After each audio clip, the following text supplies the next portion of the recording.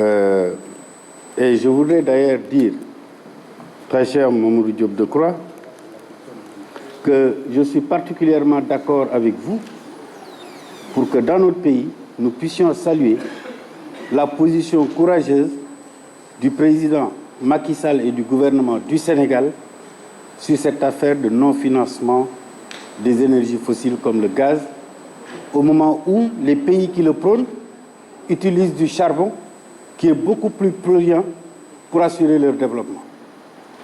Il est clair, Monsieur le ministre, je voudrais vous saluer, que l'urgence climatique est une réalité. Mais il ne faut pas qu'on nous enferme aussi dans un marché de dupes.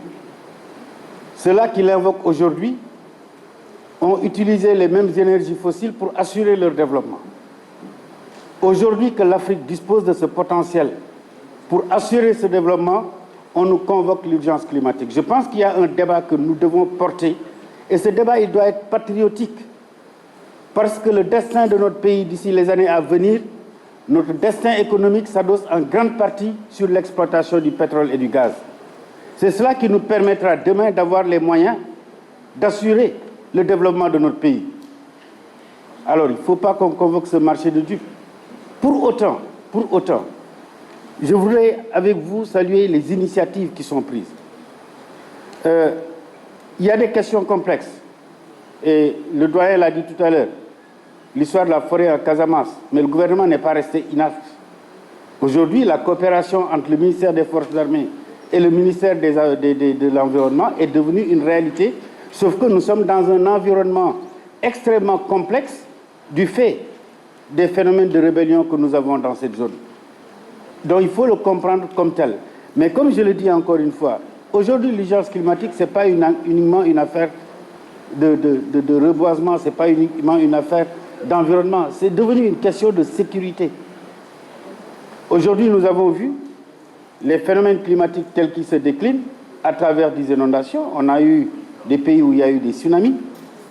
Mais tout ceci pour dire quoi? Pour dire que nous devons nous préparer à cette transition écologique. Mais cette préparation nécessite forcément un temps long. Monsieur le ministre, on a beaucoup échangé sur le littoral. Moi, je suis un fils du littoral. Tenguej, où j'habite, c'est une ville du littoral. Dans cette ville du littoral et dans ces espaces littoraux, nous avons notre patrimoine à nous, nous avons notre histoire qui est reliée à la mer. Nos morts sont au bord de la mer. Mais ce que nous observons, que nous avons observé à Diokoul à Rufisque, à Thiawlène à Rufisque, et que nous continuons d'observer vers Yène, c'est que nos cimetières sont en train de disparaître. Or, le peuple lébou est un peuple qui est totalement en phase avec ses morts. C'est un peuple qui veut avoir ses morts à côté. Qu'est-ce qu'on peut faire aujourd'hui? Je voudrais saluer les initiatives qui ont été prises à Saly. Le gouvernement a démontré que face à l'avancée de la mer et à l'érosion côtière, les solutions techniques existent. La solution, je l'ai toujours dit et je le disais ici dans cette tribune en 2010, que la solution par rapport à l'érosion côtière, ce n'est pas la construction de murs. Nous avons 700 km de littoral, on ne peut pas construire 700 km de murs. Quand bien même on l'aurait pu, on n'aurait pas dû le faire, parce que de toute façon, la mer, on ne peut pas l'arrêter avec un mur, et la mer est une opportunité de développement. Quand vous construisez un mur sur le littoral, vous demandez aux populations de se détourner de cette opportunité de développement économique. Je pense qu'il nous faut aller vers une loi d'orientation sur le littoral qui promeut une politique intégrée d'aménagement du littoral en prenant en compte les différentes fonctions littorales. L'agriculture littorale existe, la pêche existe, l'industrie littorale existe, le tourisme littoral existe.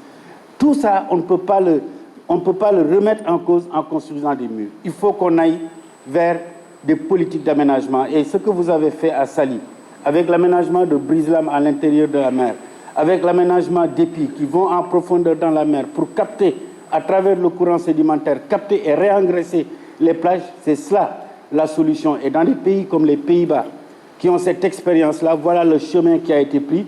Et je voudrais vous encourager parce que vous avez commencé à l'expérimenter. Il faut continuer à le faire.